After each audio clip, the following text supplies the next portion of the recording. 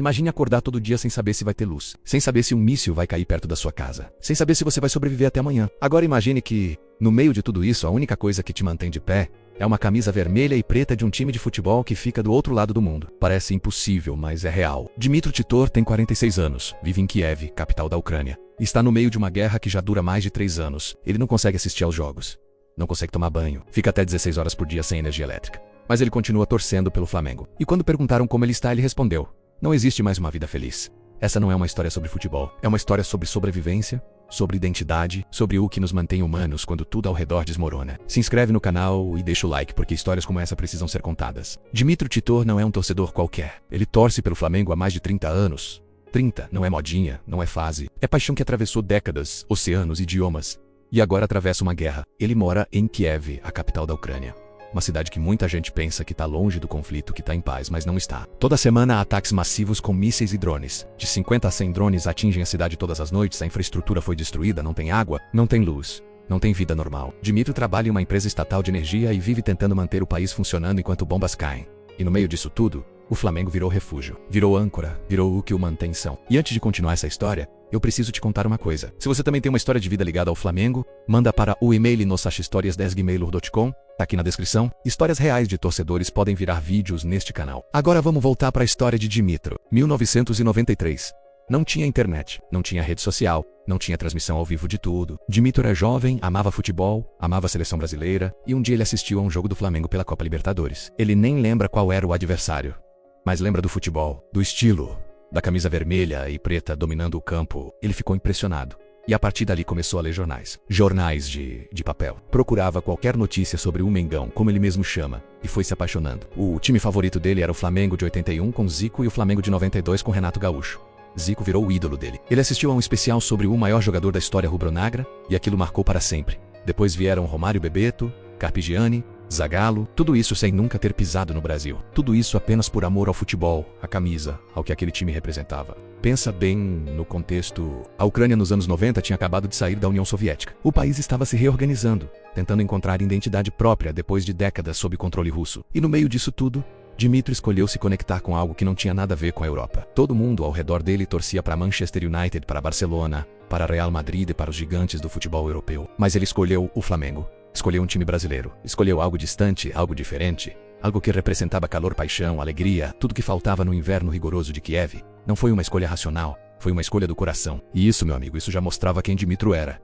Um cara que não segue a manada. Um cara que escolhe com a alma, não com a cabeça. Um cara que entende que futebol é mais do que resultado, é sentimento. Os anos passaram. Em 2009, o Flamengo foi hexacampeão brasileiro. E Dmytro ganhou um novo ídolo, Adriano Imperador. Depois veio Ronaldinho Gaúcho. A paixão só crescia. Em 2015, ele realizou um sonho. Viajou para o Rio de Janeiro, conheceu o Museu do Flamengo, deu uma entrevista. O próprio clube publicou essa entrevista no YouTube. E ele virou uma pequena celebridade entre os torcedores brasileiros. Um ucraniano, apaixonado pelo Mengão. Um cara que escolheu torcer por um time brasileiro quando todo mundo ao redor torcia para gigantes europeus.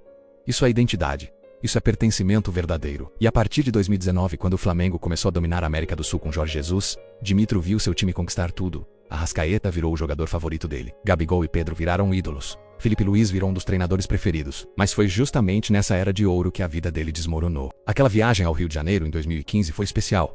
Dmytro pisou no Brasil pela primeira vez. Sentiu o calor carioca. Viu o Cristo Redentor. Mas o que ele mais queria era conhecer o Museu do Flamengo. Ele queria ver de perto as relíquias do time que amava há mais de 20 anos. Queria tocar nos troféus. Queria sentir que aquilo tudo era real, não apenas imagens em jornais ou vídeos borrados na internet. E quando ele chegou lá, foi recebido como nação. Porque é isso que o Flamengo faz. Não importa de onde você vem. Não importa seu sotaque. Não importa a sua história. Se você é rubro-negro, você é parte da família. Dmytro sentiu isso na pele. Sentiu que pertencia, e essa sensação de pertencimento do Sieracito, de ser reconhecido, marcou ele para sempre. Foi a confirmação de que ele tinha feito a escolha certa 30 anos antes, fevereiro de 2022. A Rússia invadiu a Ucrânia em larga escala. O país inteiro entrou em colapso. Milhões de pessoas foram deslocadas. Cidades inteiras foram destruídas. Milhares de vidas foram perdidas. E Dmytro, que trabalhava como procurador-geral e depois passou a trabalhar em uma empresa estatal de energia, viu a vida virar do avesso. Kiev passou a ser atacada quase todos os dias. Mísseis, drones, explosões, mortes. A cada noite, de 50 a 100 drones atingem a infraestrutura da cidade. Depois de tantos ataques, a eletricidade virou luxo. Dmytro fica de 14 a 16 horas por dia sem energia.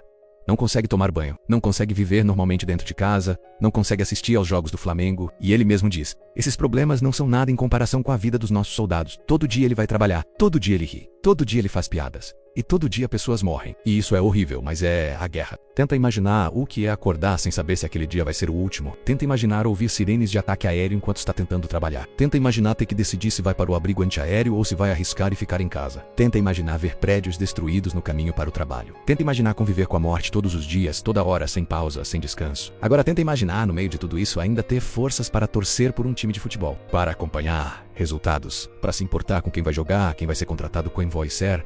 Parece absurdo, não é? Mas não é, porque é justamente isso que mantém Dmytro são. É isso que lembra ele de que ainda existe beleza no mundo, que ainda existe alegria possível, que a vida não é só guerra, dor e morte. Nesse cenário de caos absoluto, o Flamengo virou refúgio emocional.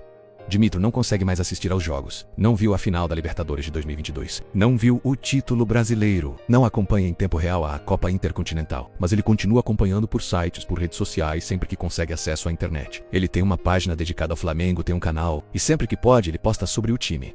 Ele veste a camisa mesmo sem poder ver os jogos. Ele torce mesmo sem poder comemorar. Porque o Flamengo, para ele, não é apenas futebol. É memória de uma época feliz. É conexão com algo maior. É identidade que resiste mesmo sob o bombardeio. E quando perguntaram como ele estava, a resposta foi devastadora. Não existe mais uma vida feliz. Mas mesmo sem vida feliz, ele continua torcendo. A reportagem que conseguiu essa entrevista levou 7 dias para ser concluída. 7 dias não porque Dmytro estava enrolando, não porque ele não queria falar, mas porque a situação é tão caótica que ele não conseguia responder. Ficava sem internet, ficava sem luz. Tinha que correr para abrigos, tinha que lidar com ataques. E mesmo assim ele fez questão de terminar. Fez questão de contar a história dele. Fez questão de dizer para o mundo que mesmo em meio à guerra, ele ainda é nação. Isso mostra o tamanho do amor dele pelo Flamengo. Isso mostra que não é brincadeira, não é passatempo, é parte da identidade dele, é parte de quem ele é. E nada, nem guerra, nem bomba, nem falta de luz, vai tirar isso dele. Enquanto o Flamengo conquistava títulos, enquanto a nação comemorava nas ruas do Rio de Janeiro, enquanto milhões de torcedores enchiam o Maracanã, Dmytro estava no escuro, literalmente, sem luz, sem água quente, sem conseguir ver o time jogar, mas ele se sentia parte. Ele sabia que fazia parte de um exército de milhões de torcedores espalhados pelo Brasil e pelo mundo. E isso o mantinha vivo por dentro. Não fisicamente, mas emocionalmente. O Flamengo não acabou com a guerra, não trouxe paz para a Ucrânia, não iluminou a casa de Dmytro, mas salvou algo muito mais profundo, salvou a esperança, salvou o sentimento de pertencer a algo maior, salvou a ideia de que ainda existe beleza no mundo, mesmo quando o mundo está desmoronando. Você consegue imaginar isso? Consegue imaginar torcer por um time que você nem consegue assistir, em um país que você nunca mais vai poder visitar com segurança, enquanto bombas caem ao seu redor? Tem uma frase que Dmytro disse que resume tudo. Ele disse: tenho muito orgulho de fazer parte do exército de milhões de torcedores do Flamengo no Brasil e no mundo. Inteiro orgulho, no meio da guerra, sem vida feliz, sob ataque constante, ele tem orgulho de ser nação. Isso é maior do que qualquer título. Isso é maior do que qualquer conquista em campo. Isso mostra que o Flamengo construiu algo que vai além do esporte. Construiu uma comunidade global. Construiu uma família que acolhe todo mundo. Desde o torcedor que vai ao Maracanã todo domingo até o ucraniano que torce no escuro, debaixo de bombardeio, do outro lado do planeta. Todos fazem parte da mesma nação. Todos vestem o mesmo manto. Todos compartilham o mesmo sentimento. E isso, meu amigo, isso não tem preço. Isso não se compra. Isso se constrói ao longo de décadas com respeito, com paixão, com verdade. E olha a ironia. Dmytro vive em um país que está lutando contra a Rússia justamente para manter sua identidade, sua cultura, sua língua, seu direito de existir como nação independente. A Ucrânia está resistindo a um império que quer apagar tudo o que ela é. E no meio dessa luta pela identidade nacional, Dmytro se agarra à sua identidade rubro-negra. Ele está lutando em duas frentes. Lutando para a Ucrânia sobreviver como país, e lutando para ele próprio sobreviver como pessoa. E o Flamengo está presente nas duas lutas, não fisicamente, claro, mas simbolicamente. O Flamengo representa para ele a liberdade de escolher, de ser quem você quer ser, de torcer para quem você quiser, de construir sua própria identidade sem imposição. E essa liberdade é exatamente o que a Ucrânia está defendendo. É um paralelo profundo, simbólico e emocionante. Dmytro disse que espera poder assistir a final da Copa Intercontinental contra o PSG. Espera poder celebrar quando o Flamengo vencer. Espera um dia voltar ao Rio de Janeiro e assistir a um jogo no Maracanã. Espera. Mesmo sem vida feliz, ele ainda espera. E isso, meu amigo, isso é o que o Flamengo faz. Não por estratégia de marketing, não por campanha publicitária, mas por ser, de verdade, nação. Nação não tem fronteira. Nação não tem idioma. Nação não tem limite geográfico. Nação é sentimento. E é pertencimento que atravessa oceanos e resiste a guerras. Dmytro não é apenas um torcedor curioso. Ele é nação. Ele prova que o Flamengo é maior do que 90 minutos, maior do que títulos, maior do que qualquer estádio. O Flamengo para ele é abrigo emocional quando tudo ao redor é destruição. É memória quando o presente é insuportável. É futuro quando o amanhã é incerto. E sabe o que mais impressiona? Dimitro não reclama. Ele não tá pedindo ajuda, não tá pedindo atenção, não está usando a tragédia para ganhar seguidores ou viralizar. Ele apenas continua sendo quem sempre foi, um torcedor apaixonado. Ele mantém a página sobre o Flamengo, posta quando consegue, acompanha quando pode, veste a camisa quando dá e segue em frente. Essa dignidade, essa força silenciosa, essa recusa em se vitimizar, isso mostra o caráter dele. E mostra também o que o Flamengo representa. Não é sobre fragilidade, não é sobre desistir quando fica difícil. É sobre resistir. É sobre continuar de pé mesmo quando tudo empurra você para baixo. É sobre manter acesa a chama da paixão mesmo quando o mundo inteiro está pegando fogo ao redor. Dimitro é o exemplo perfeito disso. Ele é a nação em sua forma mais pura. Então olha só o tamanho dessa história. Um ucraniano de 46 anos vivendo sob ataque constante, sem luz, sem água, sem vida normal, continua torcendo pelo Flamengo. Continua acreditando, continua pertencendo. O Flamengo não salvou a Ucrânia. Não acabou com a guerra. Não trouxe paz para Kiev. Mas salvou Dimitro por dentro.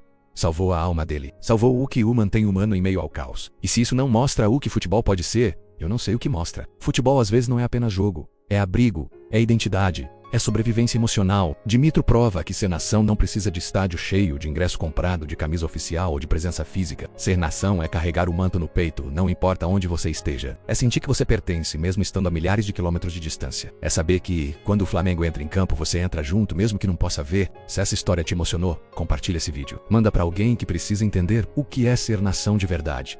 Comenta aqui embaixo o que você sentiu. Comenta se você também tem uma história de conexão profunda com o Flamengo, não importa onde você esteja. E se você tem uma história de vida ligada ao clube, uma história que merece ser contada, manda para nossas histórias 10gmail.com, que está na descrição. Pode ser uma história de superação, de saudade, de paixão, de família, de qualquer coisa que mostre o que o Flamengo significa para você. Se inscreve no canal porque aqui a gente não faz apenas vídeos sobre futebol. A gente conta histórias humanas, histórias reais. Histórias que mostram que o Flamengo é muito maior do que qualquer um imagina. Histórias como a de Dimitro, que provam que o manto sagrado atravessa guerras, oceanos e qualquer barreira que o mundo tente colocar.